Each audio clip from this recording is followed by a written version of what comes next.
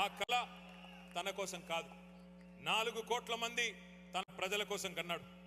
దేశ స్వాతంత్రం కోసం పోరాడిన మహాత్ముడి స్ఫూర్తిగా, అదేవిధంగా బోధించు, సమీకరించు, పోరాడు అని చెప్పిన డాక్టర్ బాబాసాహెబ్ అంబేద్కర్ స్ఫూర్తిగా, ఐ హ్యావ్ ఎ డ్రీమ్ అని గర్జించిన మార్టిన్ లూథర్ కింగ్ స్ఫూర్తిగా ఆనాడు చిమ్మ చీకట్లలో ఒకే ఒక్కడుగా బయలుదేరి ఉద్యమ బాట నుండి నేను తప్పుకుంటే నన్ను రాళ్లతో కొట్టి చంపండి అను పిలుపునిచ్చిన ఒక నాయకుడు కేసీఆర్.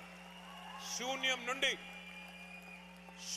నుండి సునామీ సృష్టించి 14 ఏళ్లలో తెలంగాణ మిషన్ ఇంపాసిబుల్ అనే పరిస్థితి నుండి ఎట్లా కాదు పాసిబుల్ అనే పరిస్థితి చేసి చివరికి ఢిల్లీ మెడలు వంచి తెలంగాణ తెచ్చిన నాయకుడు కేసీఆర్.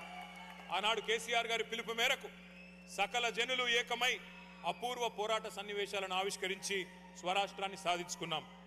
ఆ ఉద్యమంలో ప్రవాస తెలంగాణ బిడ్డలు వివిధ సంఘాలు కదం దొక్కారు. వివిధ నగరాల్లో, వివిధ దేశాల్లో, విదేశీ గడ్డ మీద కూడా జై తెలంగాణ నినాదాన్ని వినిపించారు, మారుమోగించారు పోరాటాన్ని.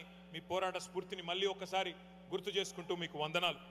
కుట్రలను ఛేదించి, కుతంత్రాలను ఎదిరించి, అవమానాలను అధిగమించి, అవరోధాలను కూకటి వేళ్లతో పెకిలించి ఉద్యమ రథసారథి కేసీఆర్ గారి నాయకత్వంలో ఏదైతే ఈ సుదీర్ఘ ప్రయాణం జరిగిందో 25 ఏళ్ల పాటు దేశ రాజకీయ చరిత్రలోనే ఇది ఒక అరుదైన అధ్యాయం.